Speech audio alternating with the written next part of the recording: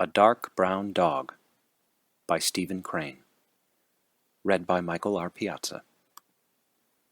A Dark Brown Dog. A child was standing on a street corner. He leaned with one shoulder against a high board fence and swayed the other to and fro, the while kicking carelessly at the gravel. Sunshine beat upon the cobbles, and a lazy summer wind raised yellow dust which trailed in clouds down the avenue. Clattering trucks moved with indistinctness through it. The child stood dreamily gazing. After a time, a little dark brown dog came trotting with an intent air down the sidewalk. A short rope was dragging from his neck. Occasionally he trod upon the end of it and stumbled. He stopped opposite the child, and the two regarded each other. The dog hesitated for a moment, but presently he made some little advances with his tail. The child put out his hand and called him. In an apologetic manner the dog came close, and the two had an interchange of friendly pattings and waggles. The dog became more enthusiastic with each moment of the interview, until with his gleeful caperings he threatened to overturn the child, whereupon the child lifted his hand and struck the dog a blow upon the head. The thing seemed to overpower and astonish the little dark brown dog, and wounded him to the heart. He sank down in despair at the child's feet. When the blow was repeated, together with an admonition in childish sentences, he turned over upon his back, and held his paws in a peculiar manner. At the same time, with his ears and his eyes, he offered a small prayer to the child.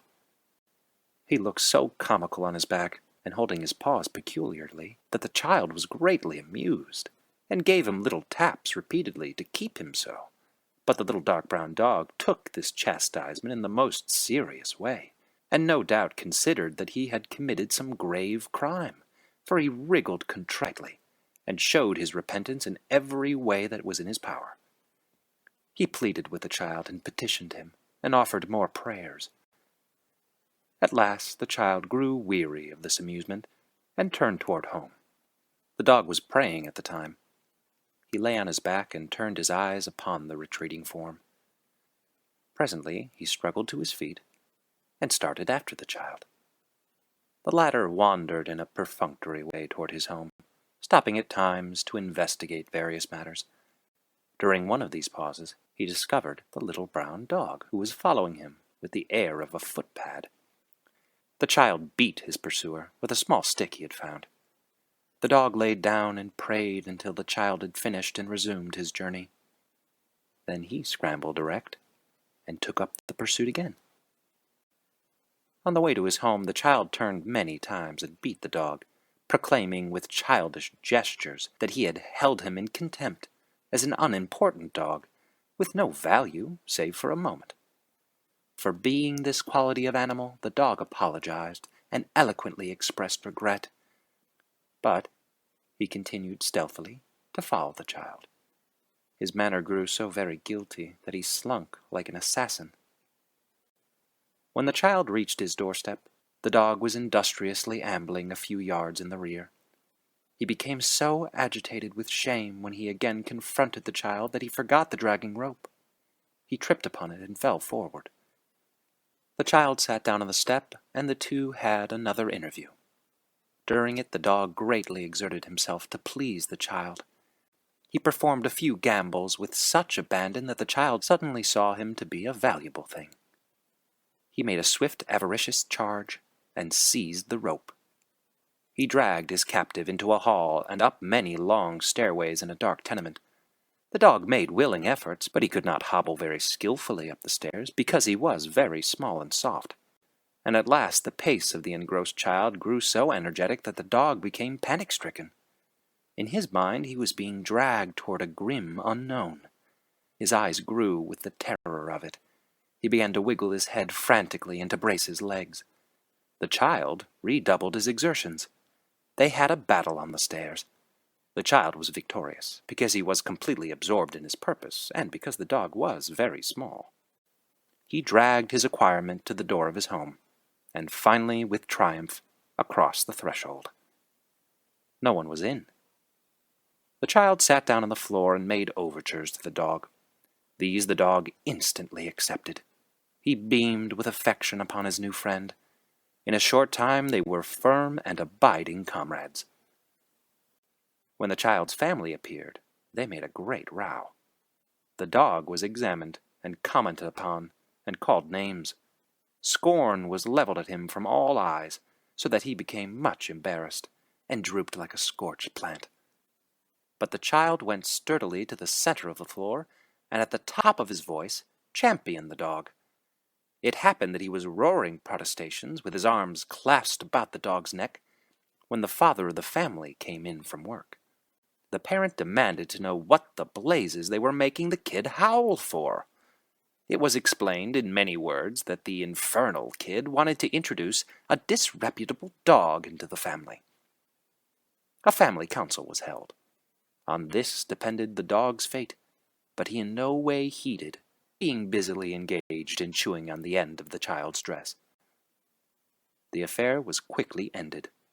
The father of the family, it appears, was in a particularly savage temper that evening, and when he perceived that it would amaze and anger everybody if such a dog were allowed to remain, he decided that it should be so.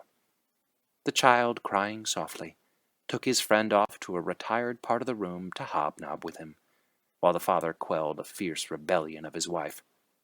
So it came to pass that the dog was a member of the household. He and the child were associated together at all times, save when the child slept. The child became a guardian and a friend. If the large folk kicked the dog and threw things at him, the child made loud and violent objections. Once when the child had run, protesting loud, with tears raining down his face, and his arms outstretched to protect his friend, he had been struck in the head with a very large saucepan from the hand of his father, enraged at some seeming lack of courtesy in the dog. Ever after, the family were careful how they threw things at the dog. Moreover, the latter grew very skillful in avoiding missiles and feet. In a small room containing a stove, a table, a bureau, and some chairs, he would display strategic ability of high order, dodging, feinting, and scuttling about among the furniture. He could force 3 or 4 people armed with brooms, sticks, and handfuls of coal to use all their ingenuity to get in a blow. And even when they did, it was seldom that they could do him a serious injury or leave any imprint. But when the child was present, these scenes did not occur. It came to be recognized that if the dog was molested, the child would burst into sobs, and as the child, when started, was very riotous and practically unquenchable, the dog had therein a safeguard. However, the child could not always be near. At night when he was asleep, his dark brown friend would raise from some black corner a wild, wailful cry, a song of infinite lowliness and despair, that would go shuddering and sobbing among the buildings of the block and cause people to swear. At these times the singer would often be chased all over the kitchen, and hit with a great variety of articles. Sometimes, too, the child himself used to beat the dog, although it is not known that he ever had what could be truly called a just cause. The dog always accepted these thrashings with an air of admitted guilt. He was too much of a dog to try to look to be a martyr or to plot revenge. He received the blows with deep humility, and furthermore he forgave his friend the moment the child had finished, and was ready to caress the child's hand with his little red tongue. When misfortune came upon the child, and his troubles overwhelmed him, he would often crawl under the table and lay his small distressed head on the dog's back. The dog was ever sympathetic. It is not to be supposed that at such times he took occasion to refer to the unjust beatings his friend, when provoked, had administered to him. He did not achieve any notable degree of intimacy with the other members of the family. He had no confidence in them, and the fear that he would express at their casual approach often exasperated them exceedingly. They used to gain a certain satisfaction in underfeeding him, but finally his friend the child grew to watch the matter with some care, and when he forgot it, the dog was often successful, in secret for himself. So the dog prospered. He developed a large bark, which came wondrously from such a small rug of a dog. He ceased to howl persistently at night. Sometimes, indeed, in his sleep, he would utter little yells, as from pain, but that occurred no doubt when in his dreams he encountered huge, flaming dogs who threatened him direfully. His devotion to the child grew until it was a sublime thing. He wagged at his approach, he sank down in despair at his departure. He could detect the sound of the child's step among all the noises of the neighborhood. It was like a calling voice to him. The scene of their companionship was a kingdom governed by this terrible potentate, the child, but neither criticism nor rebellion ever lived for an instant in the heart of the one subject. Down in the mystic, hidden fields of his little dog soul bloomed flowers of love and fidelity and perfect faith. The child was in the habit of going on many expeditions to observe strange things in the vicinity. On these occasions his friend usually jogged aimfully along behind. Perhaps, though, he went ahead. This necessitated his turning around every quarter minute to make sure the child was coming. He was filled with a large idea of the importance of these journeys. He would carry himself with such an air. He was proud to be the retainer of so great a monarch. One day, however, the father of the family got quite exceptionally drunk. He came home and held carnival with the cooking utensils, the furniture, and his wife. He was in the midst of this recreation when the child, followed by the dark brown dog, entered the room. They were returning from their voyages. The child's practiced eye instantly noted his father's state. He dived under the table, where experience had taught him was a rather safe place. The dog, lacking skill in such matters, was, of course, unaware of the true condition of affairs. He looked with interested eyes at his friend's sudden dive. He interpreted it to mean joyous gambol. He started to patter across the floor to join him. He was the picture of a little dark brown dog en route to a friend. The head of the family saw him at this moment. He gave a huge howl of joy and knocked the dog down with a heavy coffee pot. The dog, yelling in supreme astonishment and fear, writhed to his feet and ran for cover.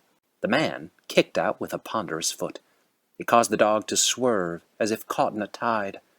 A second blow of the coffee pot laid him upon the floor. Here the child, uttering loud cries, came valiantly forth like a knight. The father of the family paid no attention to these calls of the child, but advanced with glee upon the dog. Upon being knocked down twice in swift succession, the latter apparently gave up all hope of escape. He rolled over on his back and held his paws in a peculiar manner. At the same time, with his eyes and his ears, he offered up a small prayer. But the father was in a mood for having fun, and it occurred to him that it would be a fine thing to throw the dog out the window. So he reached down, and grabbing the animal by a leg, lifted him squirming up. He swung him 2 or 3 times hilariously about his head, and then flung him with great accuracy through the window. The soaring dog created a surprise in the block. A woman watering plants in an opposite window gave an involuntary shout and dropped a flower pot. A man in another window leaned perilously out to watch the flight of the dog. A woman who had been hanging out clothes in a yard began to caper wildly. Her mouth was filled with clothespins, but her arms gave vent to a sort of exclamation. In appearance she was like a gagged prisoner. Children ran, whooping. The dark brown body crashed in a heap on the roof of a shed 5 stories below. From thence it rolled to the pavement of an alleyway. The child in the room far above burst into a long, dirge-like cry, and toddled hastily out of the room. It took him a long time to reach the alley, because his size compelled him to go downstairs backward, 1 step at a time, and holding with both hands to the step above. When they came for him later, they found him seated by the body of his dark brown friend. End of A Dark Brown Dog by Stephen Crane. Read by Michael R. Piazza.